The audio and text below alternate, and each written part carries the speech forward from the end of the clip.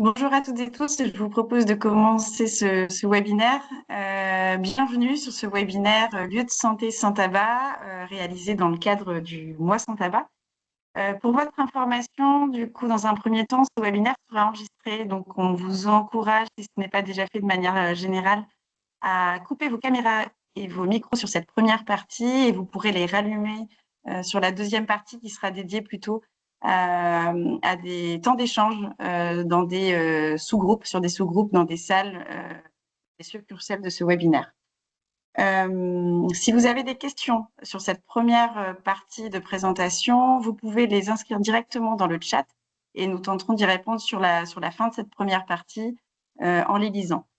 Moi, pour le coup, je suis Marie Larose, donc je travaille à Promotion Santé Normandie et je suis chargée de projet pour le DAPA, le dispositif d'appui partenarial en addiction.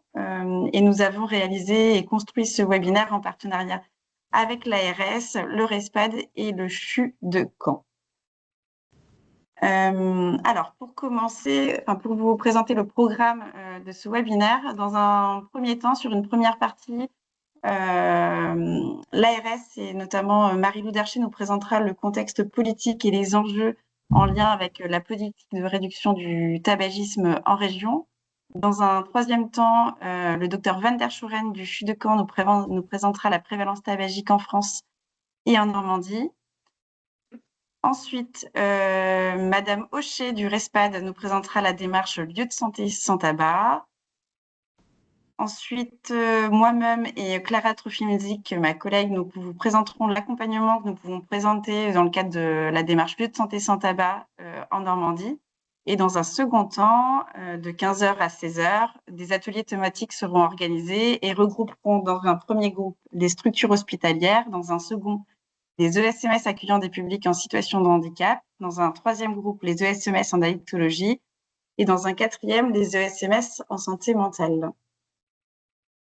Donc, je laisse la parole à Marie-Lou Dercher pour présenter le contexte politique et les enjeux en lien avec la réduction du tabagisme en Normandie.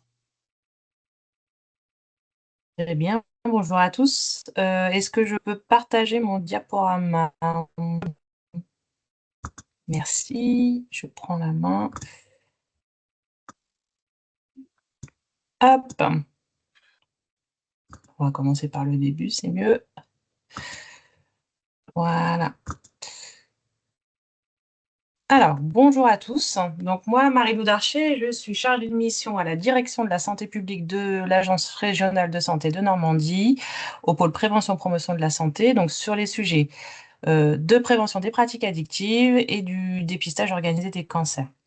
Donc, j'interviens lors de ce webinaire aujourd'hui pour vous présenter un peu le contexte politique et aussi pour pouvoir vous permettre de visualiser comment, comment la démarche de lieu de santé sans tabac est intégrée dans une stratégie beaucoup plus globale de lutte contre le tabagisme et puis vous présenter également les enjeux liés à cette démarche. Ça ne veut pas passer. Hop là. Donc, toujours pas. Très bien. Voilà. Donc, très brièvement, parce que vous aurez une présentation de données un peu épidémiaux et d'état des lieux du tabagisme en France juste après moi, il me semble. Mais puisqu'on parle d'enjeux, juste repositionner donc, la réduction du tabagisme comme une priorité de santé publique. Au national, le tabagisme est la première cause de mortalité évitable, de mortalité par cancer, de mortalité avant 65 ans.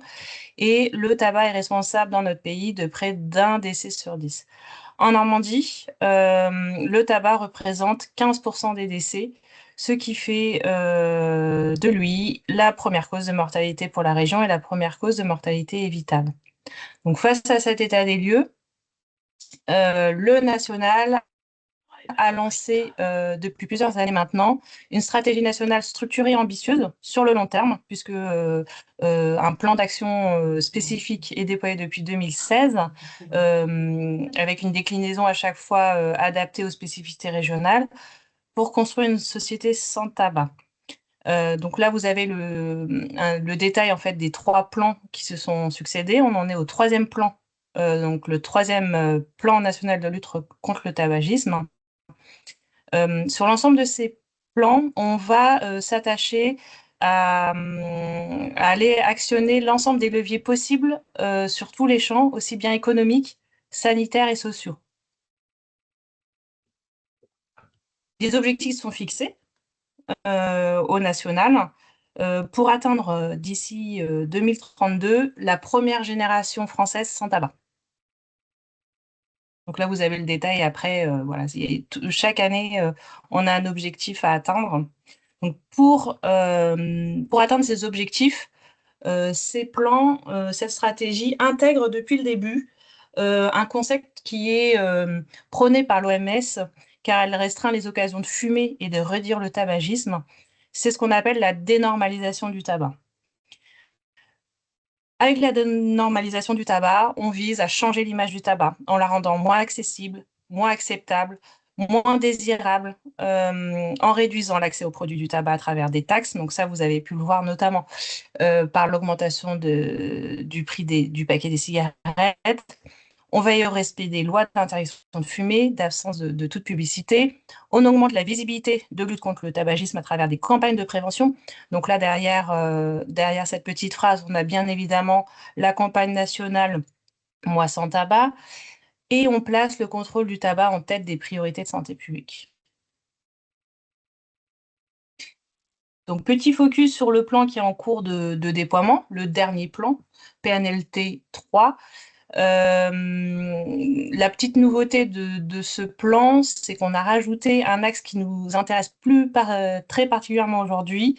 C'est le troisième axe, préserver notre environnement de la pollution liée au tabac. Et dans cet axe, on va aller beaucoup plus loin sur la généralisation des espaces sans tabac et des lieux de santé sans tabac. Donc, je vais vous présenter plus particulièrement cet axe-là. Donc, on a deux grands volets dans l'axe numéro 3. Le premier, on va généraliser les lieux extérieurs à usage collectif libérés du tabac. Et le deuxième axe, on va généraliser la démarche des lieux de santé sans tabac en l'élargissant, on va le voir juste après, à d'autres types de structures.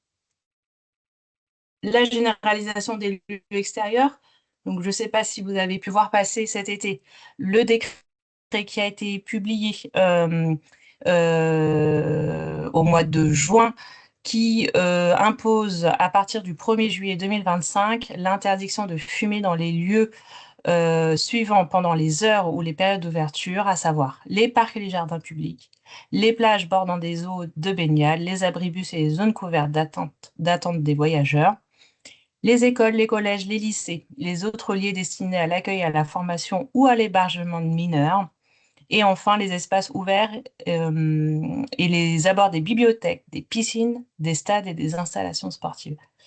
Donc en région, pour accompagner le déploiement de ces espaces sans tabac, alors c'est pas lié spécifiquement à la publication du décret, c'était déjà avant le décret, les bureaux départementaux de la Ligue contre le cancer accompagnent les collectivités ou les partenaires qui souhaitent mettre en place un espace sans tabac. La généralisation des lieux de santé sans tabac, donc juste peut-être première présentation. Donc la démarche de lieu de santé sans tabac, à savoir que c'est une démarche qui se déploie en France depuis 2018 sous trois grands axes. Le premier, on améliore la santé du patient fumeur en lui proposant de manière systématique une démarche de sevrage tabagique avant et pendant son séjour en établissement de santé, en faisant le lien avec le médecin traitant ou avec tout autre professionnel qui l'accompagne. Dans la logique, peu importe que vous soyez un patient hospitalisé en chirurgie, en consultation en médecine ou en service de maternité, tout patient pris en charge au sein d'un centre hospitalier, lieu de santé sans tabac, se verra proposer, quand il est fumeur, un accompagnement pour rentrer dans une démarche de sevrage tabagique. Et puis, on va aller aussi s'occuper des professionnels de ce centre hospitalier, de cet établissement, fumeurs. Donc, il y a aussi un volet accompagnement des personnels fumeurs des établissements à s'engager dans une démarche d'arrêt du tabac en s'appuyant sur les services de santé au travail notamment. Et puis, le troisième grand axe, c'est comment on organise les espaces au sein des établissements de santé dans une logique de promotion de la santé afin de favoriser la non-exposition au tabac, en particulier pour les personnes qui viennent d'arrêter de fumer ou qui ont été fumeurs et qui sont aujourd'hui non-fumeurs, et puis en particulier pour les mineurs. On fait le lien quand on peut avec les démarches en cours d'hôpital de proximité et puis la démarche hôpital promoteur de santé. C'est-à-dire que cette démarche de lieu de santé sans tabac peut complètement s'intégrer dans une de ces deux démarches. Et puis, on propose dans la bibliothèque d'objectifs des CEPOM de structures sanitaires, on peut proposer des indicateurs, des objectifs sur cette démarche de lieu de santé sans tabac. Donc en région, Promotion Santé Normandie, l'organisateur de ce webinaire aujourd'hui, est financé par l'ARS pour accompagner les structures dans cette démarche. On poursuit avec ce qui est un peu plus développé dans ce dernier plan, avec l'élargissement de la démarche LSST aux établissements médico-sociaux et aux services de psychiatrie. Donc, on reste un peu sur la même méthode, le même protocole, les mêmes grands axes, mais on va en fait élargir à d'autres établissements.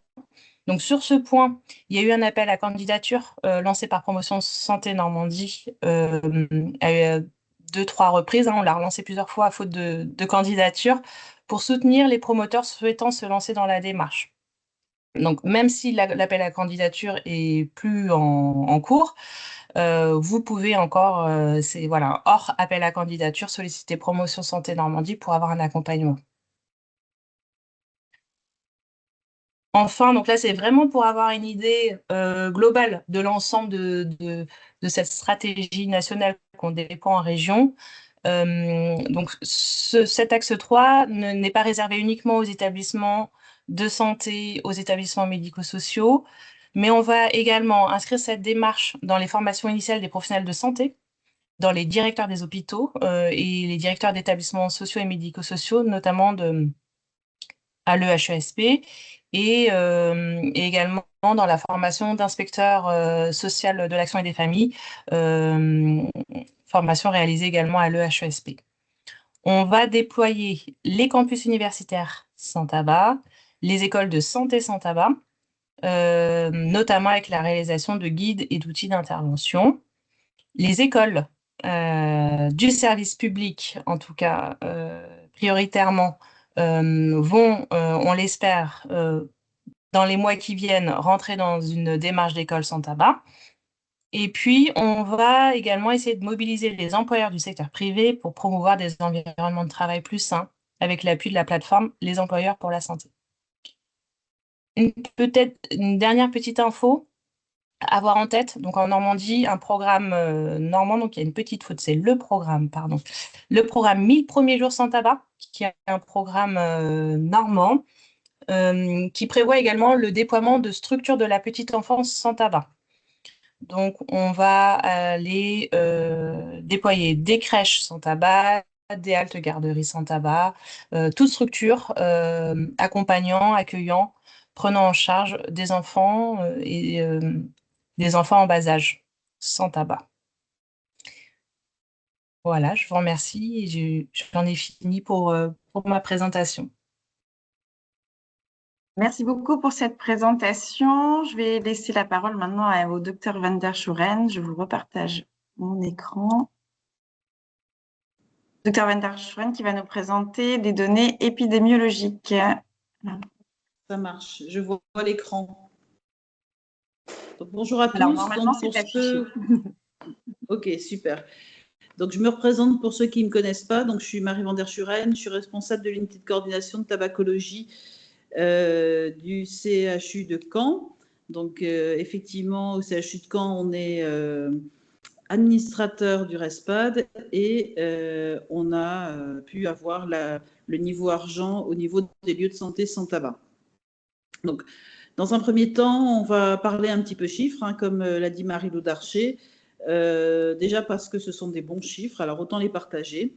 Une diminution du tabagisme, donc sur toute la France, avec un tabagisme quotidien de 17,4%, ce qui est une des premières fois où on arrive en dessous des 20%. Et puis, finalement, quand on additionne les gens qui fument occasionnellement et quotidiennement, on a un tabagisme qui reste autour de 24% et qui était plutôt aux alentours de 30% auparavant. Donc, ça fait toujours un quart de population qui fume occasionnellement, et je dirais en même temps, ça ne fait qu'un quart.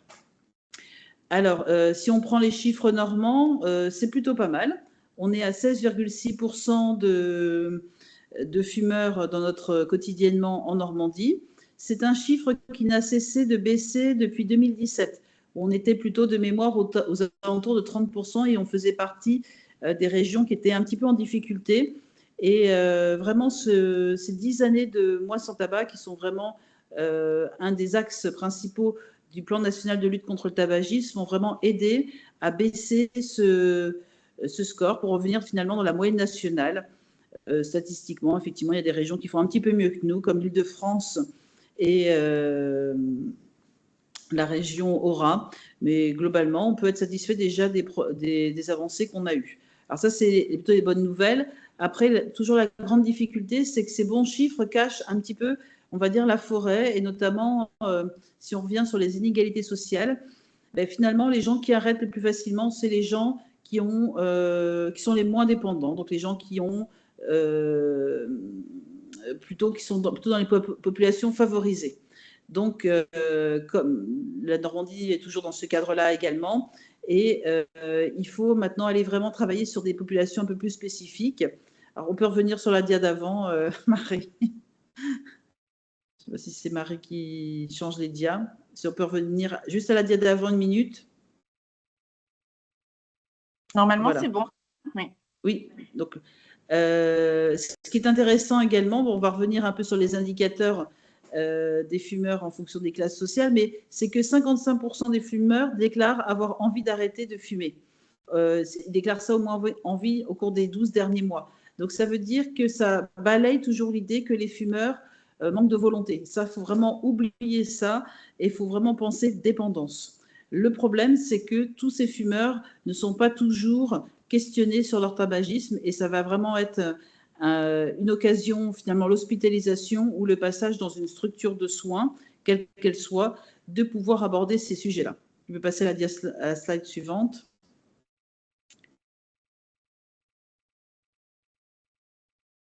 On peut passer à la slide d'après. Elle est affichée, Marie, mais je pense qu'il y a peut-être un délai entre les deux. Ok, pardon, je suis désolée. Alors, comme je disais, le tabac, c'est un marqueur social. Donc, si on regarde notamment, alors on peut regarder plusieurs choses, notamment le fait que les gens aient des diplômes ou n'aient pas de diplôme. Donc, si on compare depuis les années 2000 jusqu'aux années 2023, donc les chiffres que nous avons, par exemple, si nous prenons les gens qui avaient juste un baccalauréat, on voyait que c'était eux qui fumaient le plus dans les années 2000. Donc, on était entre 30 et 40%, aux alentours de 35%, et on voit qu'il y a une nette diminution, et ils sont passés en 2023, donc c'était des chiffres qui étaient encore un petit peu plus élevés, on est passé aux alentours de 25%. Donc il y a une nette diminution, c'est très intéressant. Par contre, si on prend les gens qui n'ont aucun diplôme, on était aux alentours de 30% et on reste aux alentours de 30%. Donc en fait, c'est pas dans ces populations-là qu'il y a une diminution de tabagisme. Si on a fait des études supérieures, donc en plus on avance dans les études supérieures, on voit qu'on démarrait aussi aux alentours de 30% et que maintenant nous sommes bien en dessous des 20%. Donc là, déjà, la première inégalité, c'est en fonction du diplôme. Au plus je suis diplômée, au moins je vais fumer. Après, on peut aussi regarder par rapport au niveau des revenus. Donc, on avait un petit paquet autour de 30% dans les années 2000. Et on voit bien que les gens qui sont dans le premier tiers aux revenus les plus faibles continuent à fumer aux alentours de 30%. Alors que les gens qui ont les revenus les plus élevés ont réussi à baisser en dessous des 20%. Donc là, c'est notable encore par rapport aux revenus. Et effectivement, par rapport à la situation professionnelle, ça en découle. Vous êtes chômeur, eh bien, vous avez plus de chances finalement d'être fumeur, avec une prévalence qui était autour de 40% dans les années 2000 et qui arrive aujourd'hui, alors en dessous effectivement de la barre des 40%. Si vous étiez à l'époque étudiant, ben vous fumiez aussi aux alentours de 40%. Et maintenant, là, c'est vraiment pour les étudiants, on a une diminution notable et effectivement, c'est un effet prix. Alors, ce qui est particulier, c'est que l'effet prix va agir peut-être sur les plus jeunes, mais va moins agir sur les personnes qui sont au chômage, parce qu'effectivement, en fait, un jeune ne va pas commencer à fumer et donc ne va pas créer sa dépendance, tandis que les autres personnes plus âgées ont le temps de créer leur dépendance au tabac. Ça peut expliquer bien sûr la différence. Donc on voit bien que nos étudiants vraiment fument moins, avec en dessous de nouveau de 20%, ce qui est logique avec ce qu'on a dit auparavant. Et finalement, si je travaille, j'étais aux alentours de 35% avant, et maintenant je suis passée bien en dessous. Donc, qui révèle vraiment ces inégalités importantes et la nécessité vraiment d'aller chercher ces personnes là où elles sont. Tu peux passer à la slide suivante.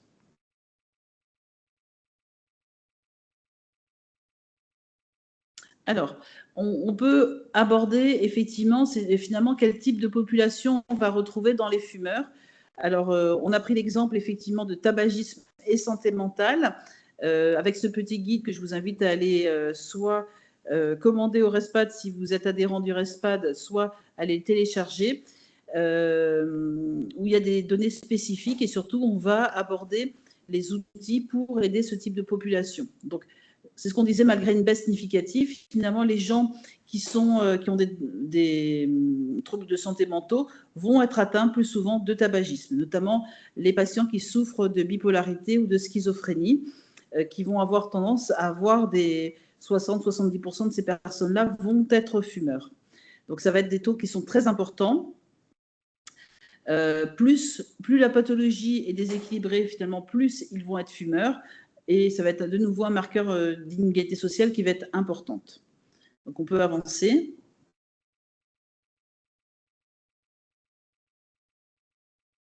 Donc, finalement, la conséquence chez cette personne-là, notamment dans le cas de la schizophrénie, ça va être une espérance de vie qui va être en nette diminution de 10 à 20 ans à la population générale. D'autres conséquences, effectivement, c'est l'action du tabac et notamment des hydrocarbures aromatiques polycycliques qui sont dans la combustion de la cigarette, qui vont agir sur les traitements avec un métabolisme qui va être accéléré. Donc là, j'insiste effectivement sur la combustion et pas sur la nicotine. Ça, c'est vraiment un élément très important. Ça veut dire que ces personnes-là, on va leur conseiller et les suivre pour l'arrêt du tabac, mais on pourra leur mettre des traitements de substitution et utiliser la cigarette électronique. Donc ça, c'est une notion qui est assez intéressante. Dose thérapeutique plus importante. Donc il faut parfois monter aussi les traitements et surtout monter les traitements de substitution nicotinique notamment. Les effets indésirables des traitements plus nombreux quand effectivement il y a plus de médicaments et certains types de neuroleptiques augmentent les troubles. Et donc finalement, si ces gens-là arrêtent, ils vont avoir vraiment un bénéfice important. Alors, je suis désolée, on est après le repas, mais des patients qui signalent notamment des diarrhées importantes et profuses avec l'effet synergique du tabac et des médicaments, et à l'arrêt du tabagisme, voilà, arrêt des diarrhées et la possibilité de revivre une vie à peu près normale, ressortir. Donc, c'est vraiment des bénéfices qui sont très importants et qui sont souvent sous-estimés. Hein.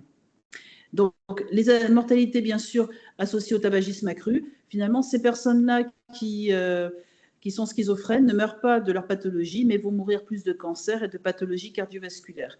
Donc, c'est vraiment un souci important à prendre en compte dans notamment les établissements de santé mentale. Voilà. On peut passer à la suivante.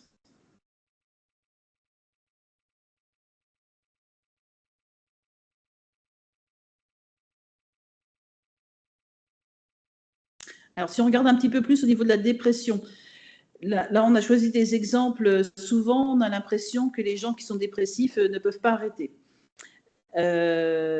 Finalement, quand on regarde un petit peu les chiffres, on voit que le tabagisme quotidien, c'est associé à un risque significativement plus élevé qu'en population générale de faire un état dépressif majeur. Donc finalement, c'est un petit peu contre-intuitif.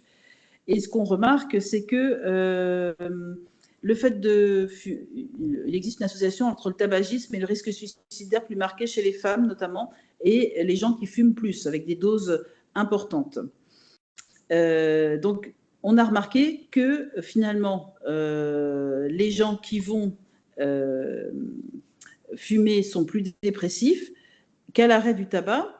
Si le sevrage se fait bien, on aura vraiment une diminution du risque de la dépression. Donc ça va vraiment être notable. Et si on peut regarder juste la slide suivante. Si on regarde au niveau de l'anxiété, donc c'est juste une petite étude avec des tests sur l'anxiété, on voit bien que après l'arrêt du tabac, on a aussi une diminution de cette composante qu'est l'anxiété. Donc finalement, j'ai envie de dire, nos patients iraient mieux s'il n'y avait plus de tabac. Ils améliorent leur composante anxieuse et dépressive. On pourrait faire les mêmes études existent aujourd'hui sur le stress. Donc en fait, il y a beaucoup d'idées reçues, notamment par rapport à cette population spécifique. Diapo suivante. Voilà. Merci. Donc c'était essentiellement pour illustrer cette partie sur les patients qui ont des troubles de santé mentaux. On aurait pu faire la même démonstration effectivement avec les patients qui ont des co-addictions, notamment sur l'alcool, où on s'aperçoit finalement que la prise en charge est possible alcool-tabac, et surtout que nos patients, je répète toujours, nos patients qui ont des consommations, qui ont un trouble de l'usage de l'alcool, finalement, se trouvent guéris de l'alcool et finissent par mourir des complications du tabagisme. Donc, vraiment, pour toutes ces pathologies, il faut s'en intéresser. Et je vous remercie. Merci, Dr van der Schueren. Je laisse la parole maintenant à Marianne Hocher du RESPAD pour la présentation de la démarche LSST au niveau national. Oui, merci beaucoup. Je vais partager également mon écran. Est-ce que vous voyez bien le diaporama en grand écran? Oui. Super. Déjà, merci beaucoup aux organisatrices, en l'occurrence pour leur invitation à participer à ce webinaire et à y communiquer sur la stratégie lieu de santé sans tabac. Pour me présenter brièvement, donc, je m'appelle Marianne Hocher, je suis cadre de direction au RESPAD, qui est le réseau de prévention des addictions et qui est à l'origine de la création de la stratégie lieu de santé sans tabac, puisque avant de s'appeler RESPAD, le RESPAD s'appelait le réseau hôpital sans tabac, et ce depuis 1996. Donc c'est une démarche qui a en fait 30 ans d'existence, qui a été recréée sous le nom lieu de santé sans tabac vers 2017 et qui est financée en effet depuis 2018, comme ça a été rappelé par l'ARS, au niveau national pour en assurer le déploiement auprès des établissements de santé. Ce que je vous propose pour cette première partie de présentation, c'est un petit état des lieux, se rappeler les éléments à avoir en tête sur ce qu'est le lieu de santé sans tabac, et puis je vous proposerai aussi un petit état des lieux d'où on en est, de la certification notamment pour les différentes structures. Lieu de santé sans tabac, c'est avant tout le respect de la législation, donc l'interdiction de fumer dans les bâtiments, mais c'est aussi aller bien au-delà en proposant une politique active de prévention, mais aussi de repérage, de prise en charge du tabagisme, et ce pour tous les publics cibles. Ça a déjà été rappelé également, mais l'idée, c'est vraiment de s'intéresser aussi bien aux patients, donc les bénéficiaires de soins, qu'aux professionnels, les professionnels de santé, mais aussi les personnels techniques, administratifs, et puis plus largement les visiteurs, donc les prestataires qui gravitent sur le lieu de santé, mais aussi l'entourage, la famille qui rend visite à un proche hospitalisé. Ce sont vraiment toutes ces personnes qui doivent bénéficier de cette stratégie lieu de santé sans tabac. C'est une stratégie, comme je le disais, qui existe en France depuis maintenant 30 ans et qui existe aussi au niveau international, qui est porté par un réseau qui s'appelle le GNTH, le Global Network for Tobacco Free Healthcare Services, qui fédère tous les lieux de santé au niveau international qui entrent dans cette démarche. Et c'est aussi cette instance-là, au niveau international, qui certifie les plus hauts niveaux d'accomplissement, et en l'occurrence le niveau OR, dont je reparlerai dans un instant. Lieu de santé sans tabac, ce sont des objectifs ambitieux, on l'a rappelé, on vise un grand nombre d'établissements de santé avec cette stratégie, notamment et à l'issue de la fin du PNLT 2027. L'idée, c'est que tous les centres de lutte contre le cancer soient engagés dans la stratégie, que tous les CHU soient également engagés. Alors sur les CLCC, c'est déjà acquis, ils sont tous engagés. Sur les CHU, il nous en manque encore 3-4. Que tous les lieux de santé prioritaires, c'est-à-dire tous les lieux de santé soit habilités à traiter le cancer, soit avec un pôle mère-enfant, soit également engagés.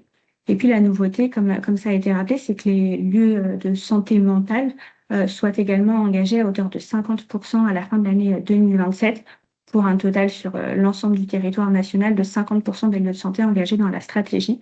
Donc vous voyez que ça correspond à un très grand nombre d'établissements à engager dans cette démarche. Pour s'engager justement dans cette démarche, il y a différentes portes d'entrée. Il y a bien sûr le financement par votre ARS pour pouvoir mettre en place un certain nombre d'actions. Il y a également l'adhésion au RESPAD qui vaut signature de la charte de santé sans tabac et donc engagement en sa faveur. Il y a l'utilisation des différentes ressources qui sont mises à disposition et notamment de 2 supports d'évaluation qui sont essentiels dans la stratégie, qui sont d'un côté l'audit lieu de santé sans tabac et de l'autre côté l'enquête tabagisme en blouse blanche. Je vous les représenterai également dans un instant. Lieu de santé sans tabac, c'est aussi l'idée d'un accompagnement personnalisé par le RESPAD, bien sûr, on le propose, mais également par les missions d'appui locales, et ça vous sera présenté juste après ma prise de parole. L'idée, en tout cas, c'est vraiment de pouvoir répondre à vos besoins, d'être au plus proche de vos réalités de terrain, avec une méthodologie qui reste la même pour tous les lieux de santé, mais qui, bien sûr, peut être ajustée et adaptée selon les situations dans lesquelles vous vous trouvez. Pour vous accompagner aussi, il y a un certain nombre d'événements qui sont organisés. Alors, le webinaire d'aujourd'hui en fait partie. Il y a eu pas mal de colloques, notamment des colloques régionaux, interrégionaux, qui ont permis de mettre en avant un certain nombre d'initiatives. Tout ça, c'est disponible en ligne sur le site du RESPAD, bien sûr. Et puis derrière, ce sont aussi des formations qui vont viser l'acquisition de savoir, de savoir-faire, de savoir-être, avec des niveaux d'engagement qui sont différents selon les publics auxquels on s'adresse. On va travailler plus profondément, on va dire, avec les professionnels de santé prescripteurs de substituts nicotiniques, mais l'idée dans le lieu de santé sans tabac, c'est que tout le monde ait un niveau de connaissance minimum, en tout cas sur la stratégie. Et pour ça, on a décliné un certain nombre de formations, notamment un module en e-learning qui est gratuit, que je vous présenterai également si ça peut vous être utile. Et puis derrière, ce sont aussi des supports, méthodologies, d'évaluation, de communication, de diffusion des bonnes pratiques qui sont à votre disposition et qui doivent vous aider à tendre vers un niveau de certification. Alors, vous savez peut-être, dans les santé sans tabac, on peut être certifié bronze, on peut être certifié argent, c'est le cas du CHU de Caen, comme l'a rappelé le docteur Van der Schoeven précédemment. Et puis, ça va jusqu'au niveau or, qui est là un niveau qui correspond à un lieu de santé dans lequel il n'y a plus aucun tabagisme. En 2025, lieux de santé sans tabac, ce sont 2 lieux de santé qui ont atteint ce fameux niveau or, en l'occurrence un en région Île-de-France, un en région Centre-Val de Loire, 18 établissements qui ont atteint le niveau argent et ils sont 2 en région Normandie, et puis plus de 400 établissements qui ont atteint le niveau bronze, en tout cas qui ont un niveau bronze valide aujourd'hui, c'est-à-dire qui ont rempli un audit avec un niveau bronze il y a moins de 3 ans. Sur les données aussi, juste cette slide, elle est là vraiment pour vous rappeler que c'est un engagement massif au niveau national. On a 1500 établissements qui ont déjà rempli l'audit au moins une fois. On a collecté 60 000 questionnaires dans le cadre de l'enquête tabagisme en blouse blanche. On a diffusé presque 1500 plaques signalétiques. Voilà, c'est pour vous montrer à quel point cette stratégie aujourd'hui est massivement répandue et combien les établissements s'en emparent pour la décliner. En termes d'actualité sur le lieu de santé sans tabac, juste pour vous partager un peu ce qui s'est passé en 2024 et puis là, ce qui se passe après en 2025. En 2024, on a mis en place un site internet dédié à lieu de santé sans tabac qui est encore en cours de mise à jour, mais qui est déjà disponible. Vous y retrouverez déjà toute la documentation.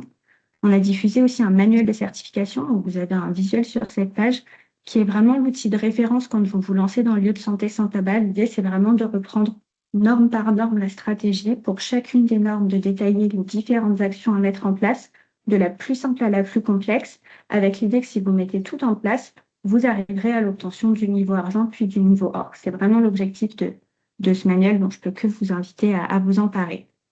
On a aussi en 2024 expérimenté pour la première fois un site de certification pour le niveau argent, donc un module exigeant qui permet aux établissements de mettre en ligne leurs éléments de preuve et aux certificateurs de les revoir.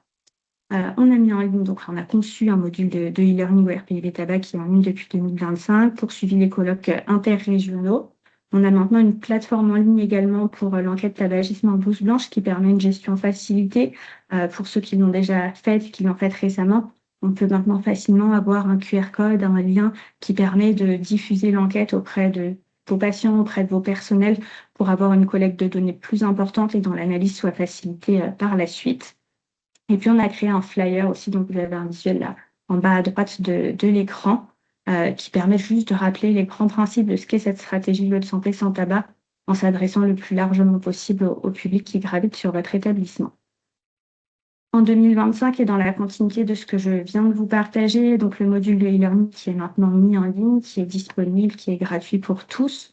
avec un questionnaire de satisfaction qu'on a diffusé aux 2000 premiers inscrits, qui nous a permis de mettre en évidence que le simple fait de réaliser un module de formation de 3 heures au repérage précoce intervention brève en tabacologie, ça suffit à se sentir bien plus à l'aise et bien plus légitime pour agir sur la question du tabagisme. Ça déclenche aussi les débuts de prescription pour ceux qui ont le droit de prescrire. Donc, c'est un outil qui est vraiment efficace, bien que court.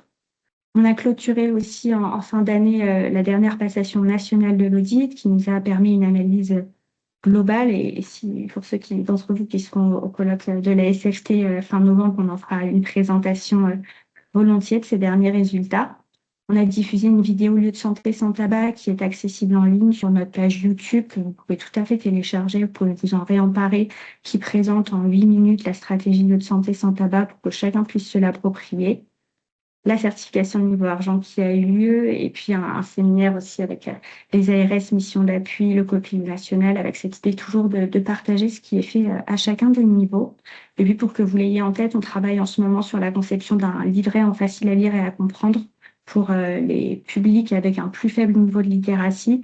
On travaille aussi sur un guide premier geste en RPIB, sur une version 2 de l'enquête tabagisme en blouse blanche et sur la conception d'un modèle économique lieu de santé sans tabac qui vous aidera à, selon les normes que vous voulez mettre en place, selon vos ressources, estimer la durée nécessaire pour le faire. En termes d'accompagnement pour le RESPAD, ce qu'on vous propose, c'est la diffusion des différents outils qui sont disponibles en PDF sur le site, qui sont accessibles gratuitement à la commande. C'est un accompagnement aussi par téléphone, par mail. Il ne faut pas hésiter si vous avez des questions, des besoins à faire appel à nous. On peut aussi se rendre disponible pour des comités de pilotage, par exemple, dans vos établissements. On assure la collecte et l'analyse des données de l'enquête T2B, la restitution des scores et de l'analyse des audits lieux de santé sans tabac également. Et puis derrière, l'objectif, c'est aussi de vous accompagner aux besoins vers la certification. En termes de formation, j'en ai déjà dit un mot. On parlait de différents niveaux. Ça va de la sensibilisation par la vidéo à une formation en e-learning de 3 heures, mais le niveau supérieur et qui est bien sûr préférable, c'est de la formation en présentiel de diffusion qui permet d'expérimenter vraiment les méthodes, les savoir-faire, les savoir-être. Et puis le niveau ultime, c'est la formation de formateur-relais qui là vous permet d'être à votre tour formateur et de pouvoir après former vos équipes, former vos collègues pour pouvoir diffuser les bonnes pratiques. Sur le module RPIB en e-learning, je vous en ai déjà dit un mot, donc je ne vais pas m'étendre dessus, mais ça vous permet d'avoir quelques visuels en tête. Juste voilà, vous redire que c'est un module qui est complètement gratuit, que vous pouvez diffuser massivement dans vos établissements. Pour ça, il vous suffit de nous contacter au RESPAD. On inscrit tous vos personnels, tous ceux dont vous nous donnez le nom, et après, ils peuvent réaliser la formation à leur convenance en se connectant, en sauvegardant leur profession, en validant chaque étape par un quiz et en obtenant à la fin un certificat qui atteste de la complétion du module dans son intégralité. Un autre outil d'importance dans un lieu de santé sans tabac, c'est l'enquête tabagisme en blouse blanche qui existe en 2 volets, un volet à destination des personnels de l'établissement et un volet à destination des patients et visiteurs. L'idée étant de pouvoir avoir en début de projet lieu de santé sans tabac des données sur la prévalence du tabagisme dans votre structure, de savoir aussi quelle serait la position de vos personnels, de vos patients sur la création d'un lieu de santé sans tabac, de savoir quel est le niveau de connaissance, notamment des professionnels, s'ils ont besoin de formation, s'ils se sentent légitimes pour agir sur la question du tabagisme. Et puis, ça vous permet aussi, notamment auprès des patients, de mesurer l'impact, qui est souvent en l'occurrence très délétère, du tabagisme des professionnels de santé en blouse blanche devant l'établissement. Ce qu'on voit dans ces enquêtes, en fait, c'est que le fait de voir son professionnel de santé fumer en blouse blanche, ça donne une mauvaise image de l'établissement, une qualité perçue de l'hygiène, de la qualité des soins qui est dégradée. Et c'est aussi tout ça qu'on met en avant avec cette enquête, pareil, qui est accessible pour chacun d'entre vous en format papier ou numérique, dont on assure au respect de la collecte et l'exploitation, et on vous restitue l'ensemble des résultats pour que vous puissiez vous en emparer. Je passe à la partie suivante, j'espère que je ne vais pas trop vite, sur l'audit lieu de santé sans tabac qui amène à la certification. L'audit, c'est l'outil le plus important pour vous auto-évaluer dans votre mise en œuvre des différentes normes que constitue la stratégie lieu de santé sans tabac. L'idée, c'est vraiment de pouvoir savoir à un instant donné ce que vous faites déjà, ce qui vous reste à accomplir, quels seraient du coup les axes d'amélioration que vous pouvez identifier, quelles sont les ressources que vous avez déjà et celles que vous pourriez mobiliser pour aller plus loin, avec cette idée de réitérer l'audit une fois par an pour pouvoir évaluer votre profession et continuer d'avancer dans la stratégie. C'est un formulaire en ligne, pareil, vous pouvez vous y connecter, le remplir, le sauvegarder, y revenir plus tard. Et une fois que vous le soumettez, vous obtenez un score et c'est ce score qui vous permet de vous situer sur une grille de certification. Quand vous utilisez cet audit, on va vous interroger sur 47 questions. Ces 47 questions, elles sont réparties sous 8 normes qui sont en fait les 8 piliers de la stratégie. Vous voyez que ça va de la gouvernance, la communication, qui sont vraiment les 2 portes d'entrée principales de la stratégie. Puis on vous interroge après sur la mise en place de formation, sur la mise en place d'un repérage systématique, d'une prise en charge, sur la transformation des espaces, sur l'ouverture vers la promotion de la santé. Ça a été rappelé aussi comme une perspective dans le lieu de santé sans tabac. Et puis sur la surveillance et l'évaluation de ce que vous mettez en place pour en assurer la pérennisation le plus possible. Une fois que vous avez fait tout ça, vous obtenez un score sur 141 points et vous voyez que selon le score, vous serez soit pas encore certifié si vous avez moins de 27 points, soit niveau bronze, qui est un niveau auto-certifiant à partir de 27 points. Le niveau d'au-dessus, et qui a un niveau d'accomplissement bien plus important, c'est le niveau argent à partir de 108 points, qui là est certifié au niveau national par des experts qui sont spécifiquement formés pour le faire. Et puis le niveau ultime, c'est le niveau or, qui est à partir de 126 points et qui est certifié au niveau international par un jury d'experts anonymes, internationaux, qui relie vos dossiers, vos éléments de preuve et qui attribue ou non ce niveau or, qui correspond encore une fois à un établissement complètement dépourvu.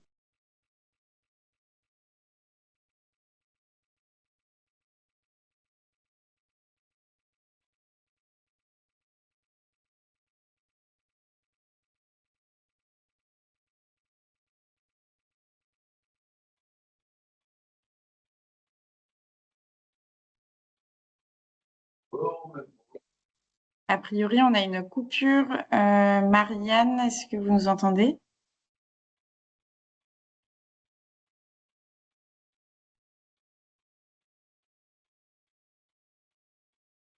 Est-ce que vous m'entendez? Oui, a priori, on a eu une coupure. Oui, je crois qu'il y a une coupure de la réunion. Est-ce que vous sauriez me dire jusqu'à quand vous entendiez? Parce que du coup, Vous étiez au niveau des certifications. Ok, donc c'était juste, ça a duré quelques secondes. Oui.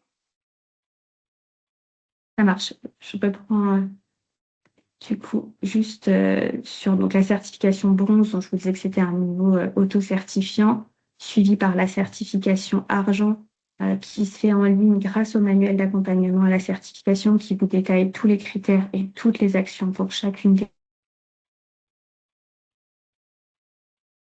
qui peut vous amener dans un second temps à atteindre la certification or, qui est donc le plus haut niveau d'accomplissement. En termes de déploiement, mais on en reparlera dans les ateliers, l'idée c'est aussi de se dire que notre santé sans tabac, ça se déploie aux écoles de santé, ça se déploie aux établissements sociaux et médico-sociaux, notamment addictos, ça se déploie aussi dans les microstructures médicales addictos.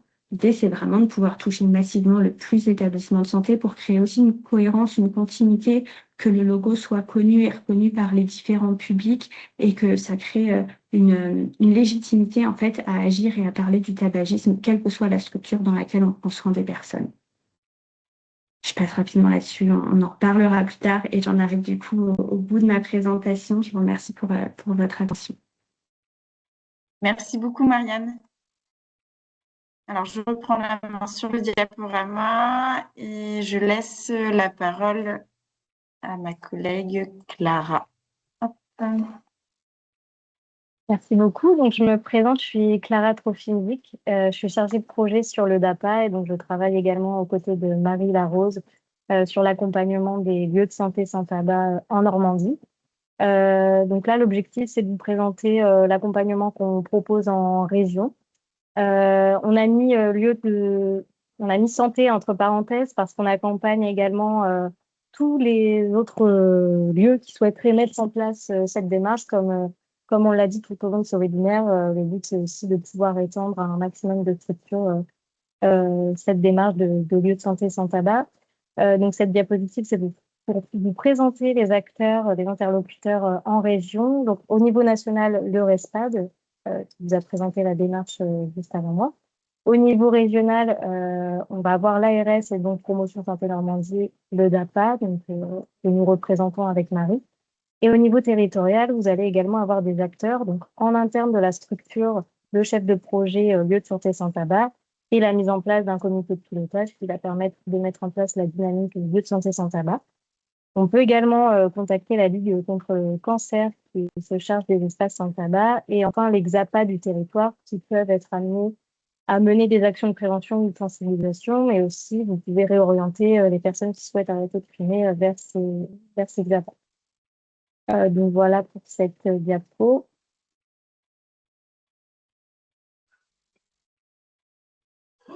Donc pour vous rappeler rapidement les étapes clés de la démarche, donc comme je le disais, dans un premier temps, ça va vraiment être de mettre en place un comité de pilotage et désigner un référent LSST pour avoir une bonne dynamique. Et tout le volet communication va avoir une énorme importance pour informer autant les personnels que la patientèle sur la mise en place de cette démarche. Dans la deuxième étape, état des lieux, donc il y aura l'audit LSST que nous a présenté Marianne juste avant.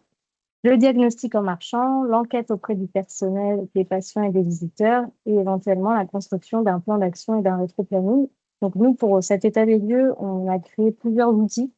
On a essayé de créer des outils génériques qui puissent être adaptés en fait à chaque structure. Il est tout à fait possible d'utiliser les outils du RESPAD, mais voilà, on en propose d'autres également en complément, que je vous présenterai juste après. Donc la troisième étape, l'étape de mise en œuvre, donc avec la mise en place d'actions de prévention et de sensibilisation, mais aussi l'accompagnement des fumeurs qui souhaitent vraiment rentrer dans une démarche d'arrêt, l'application du règlement intérieur et enfin la dernière étape, le suivi et l'évaluation. Donc ce que vous voyez à droite, c'est un petit flyer qu'on a créé à destination des établissements justement pour permettre de communiquer sur la mise en place de la démarche avec les objectifs d'un lieu de santé sans tabac. On peut passer à la diapo suivante. Donc les outils dont je vous parlais, notamment le diagnostic en marchant.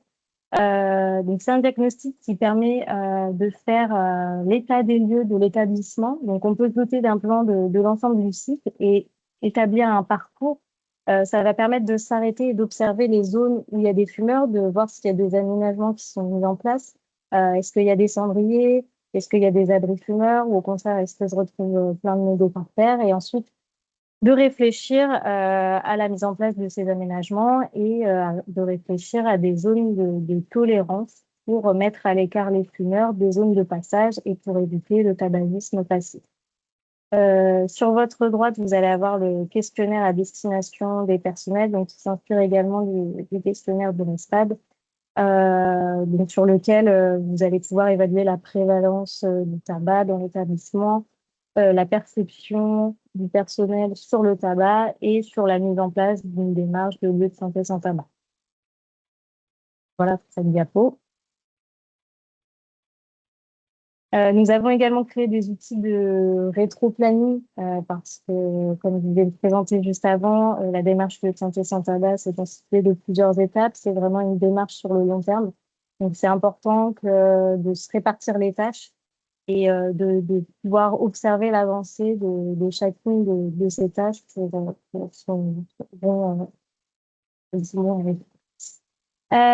Pour finir, nous avons sur notre site du DAPA un onglet Focus Tabac sur lequel une partie présente le dispositif d'accompagnement des lieux de santé sans tabac en Normandie. Et nous avons également créé une mallette lieu de santé sans tabac sur laquelle vous allez pouvoir retrouver de nombreuses ressources pour vous aider dans votre démarche, donc notamment les outils que je vous ai présentés juste avant. Également, le webinaire que nous sommes en train d'enregistrer sera mis en ligne sur cette mallette. Donc, n'hésitez pas à aller la consulter. Les outils sont organisés de façon à représenter chacune des étapes de la démarche lieu de santé sans tabac. La mallette est en cours d'actualisation, donc ne vous étonnez pas si certains documents ne sont pas à jour, mais ils seront bientôt remplacés. Donc voilà, il y a vraiment de nombreuses ressources, donc n'hésitez pas à consulter cette mallette. Donc, je vais pouvoir laisser la parole à Marie, qui va reprendre sur la signalétique qu'on propose en région. Merci Clara. Oui, pour le coup, dans le cadre de cette démarche LSST, alors lieu de santé sans tabac ou lieu de sans tabac, on va accorder énormément d'importance également à la signalétique et les aménagements qui vont être mis en œuvre. Donc la première chose, c'est d'afficher la signalétique de la loi en vigueur. Ça semble très pertinent et important de le faire, déjà pour engager la démarche lieu de santé sans tabac. Et aussi, on peut réfléchir à des aménagements extérieurs, type remplacer les cendriers par des pots de fleurs, déplacer les cendriers à l'extérieur de l'établissement ou mettre en place une signalétique visible de tous dès l'entrée. Toutes ces réflexions, en fait, elles vont être menées dans le cadre du COPIL LSST interne et l'établissement ou dans le cadre de groupes de travail. L'idée, c'est que ça se fasse quand même consensus sur des aménagements extérieurs dans le cadre de cette démarche.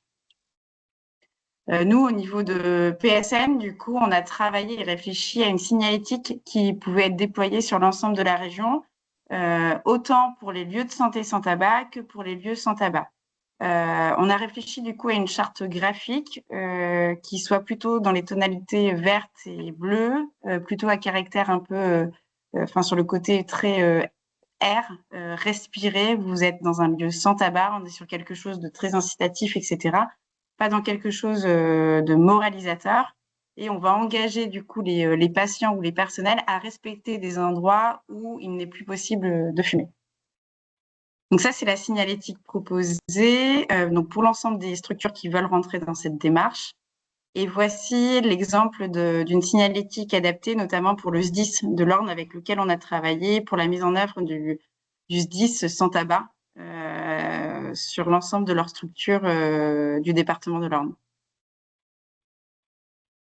Enfin, un visuel sur site, et là, il s'agit du CH de Fécamp avec la signalétique directement dans le paysage, avec notamment une à l'entrée, là, sur un kakémono, quelque chose de vertical, sur un abri fumeur, et sur la droite, vous voyez l'interdiction à poser sur le sol pour formaliser l'impossibilité de fumer à cet endroit.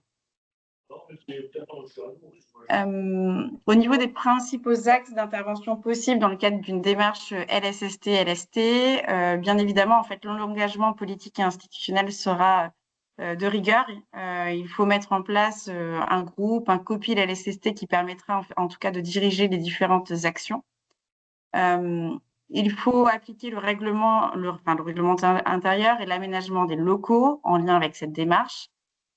Il s'agit également de former les personnels à l'accompagnement dans la réduction et le sevrage du tabagisme. En effet, s'il n'y a pas de sensibilisation, en fait, les personnels vont se retrouver dépourvus et ne pourront pas rentrer dans une démarche de sevrage tabagique. Il faut également définir des modalités, des protocoles de prise en charge et d'accompagnement des salariés fumeurs. Donc, même là, dans des établissements qui ne sont pas forcément des établissements de santé, l'objectif, c'est vraiment de pouvoir proposer un accompagnement à toutes les personnes qui souhaitent rentrer dans une démarche de sevrage. Une sensibilisation également en direction des personnels, le développement des partenariats sur le territoire. Clara en a parlé tout à l'heure. L'idée, c'est aussi de pouvoir communiquer sur la mise en œuvre de cette démarche et de pouvoir créer des partenariats avec les acteurs territoriaux. Et bien sûr, il va y avoir un gros volet communication qui va être très important pour le déploiement et la prise en connaissance de cette démarche. Les actions qui peuvent être mises en œuvre à destination du personnel sont les suivantes. Ce n'est pas une liste exhaustive pour le coup. Il y a plein d'autres idées à créer. Un référent tabac peut être désigné dans chaque service pour relayer l'information et pour s'assurer qu'elle soit bien descendue auprès de chaque personnel. La construction d'un groupe de travail composé de chaque référent et d'autres volontaires au sein de l'entreprise du lieu de santé sans tabac peut être également mis en place, l'intervention de tabacologues dans les services pour sensibiliser le personnel et la mise en place de groupes de parole ou de groupes activités pour les personnels de manière à ce qu'ils soient sensibilisés et qu'ils pensent à autre chose également. L'idée, c'est aussi de remplacer des pauses par autre chose et peut être formalisée aussi la mise en place d'un challenge ou d'un concours au sein de l'établissement pour motiver les personnels. En termes de communication en interne, donc c'est très important, il va falloir mettre en œuvre des actions de sensibilisation et de prévention. La communication, elle peut passer notamment par tout simplement de l'information via la newsletter, l'intranet et dans les services, via aussi les cadres qui peuvent descendre les informations, et la mise à disposition de documentation, d'outils et de kits Moi Sans Tabac dans les services. En tout cas, laisser à libre service en fait des documents, des supports qui peuvent informer sur la démarche qui est en cours et proposer un accompagnement aux personnes qui souhaitent rentrer dans une démarche de sevrage. On préconise aussi de profiter d'un événement pour lancer pour le lancement officiel de la stratégie LSST-LST, comme profiter par exemple du mois sans tabac, de la journée mondiale sans tabac qui a lieu le 31 mai, ou alors mettre en place des journées sans tabac, par exemple une par mois pour commencer et pour initier ce protocole, cette démarche, et pour vraiment acculturer l'ensemble des personnels. Tous ces temps, en fait, c'est très important de les identifier et de pouvoir les indiquer dans un rétro-planning qui sera respecté pour la mise en œuvre de la démarche. Au niveau du DAPA, on accompagne aussi les structures qui veulent devenir LSST, LST, avec notamment la possibilité de former les personnels à la formation TSN, donc devenir prescripteur de traitement de substitution nicotinique. C'est une formation en fait qui s'adresse aux nouveaux prescripteurs depuis la loi de 2016, de la loi de modernisation de 2016. Donc les médecins, les infirmiers, les kinés, les chirurgiens dentistes, médecins du travail. Je crois il y a 5 professions, il ne me semble pas en avoir oublié. Et donc cette formation qui se déroule sur 2 jours, elle a pour objectif de connaître les différentes étapes du sevrage et ses conséquences, connaître les différents types de traitements de substitution nicotinique, savoir rédiger une prescription de traitement de substitution nicotinique, s'initier à l'entretien motivationnel et orienter les patients vers les dispositifs de tabacologie. L'objectif, c'est de donner encore des clés au personnel pour qu'ils puissent accompagner au mieux les personnes qui souhaitent arrêter de fumer. Donc, c'est une formation de 2 jours et qui se déroule dans l'ensemble des territoires normands. Et pour en savoir plus, du coup, vous pouvez vous connecter sur le site du DAPA où vous retrouverez les différentes dates. En général, ces formations en fait, se déroulent sur la temporalité du mois sans tabac, avec une première journée qui se déroule entre septembre et octobre et la deuxième plutôt sur novembre et décembre, de manière à ce que du coup les stagiaires puissent mettre en pratique toutes les connaissances qu'ils ont eues sur la première journée et puissent en échanger sur la deuxième journée. Il y a également la formation RPIB, repérage précoce et intervention brève. Le RPIB, en fait, c'est une technique qui permet d'améliorer le repérage, l'accompagnement et la réduction des risques et des dommages auprès des consommateurs de substances, et en l'occurrence le tabac. Donc, c'est une technique qui peut être utilisée par les professionnels et qui permet aussi d'accompagner les personnes qui souhaitent arrêter de fumer vers le sevrage. En tout cas, c'est un premier niveau.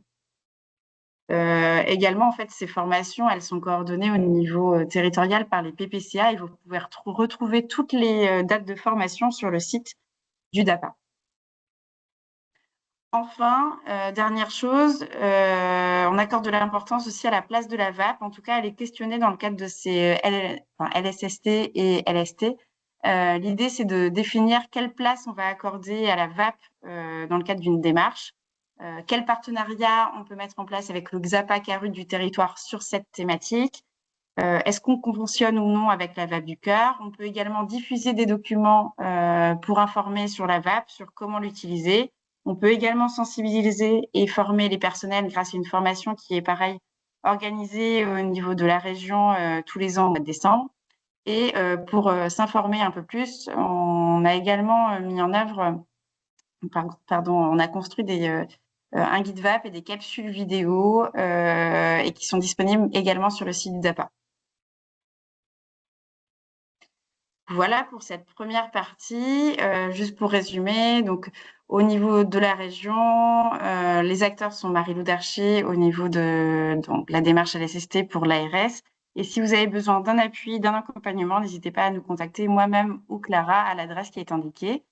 Dans tous les cas, on vous communiquera ce diaporama et vous aurez toutes les informations pour nous joindre à la suite de ce webinaire.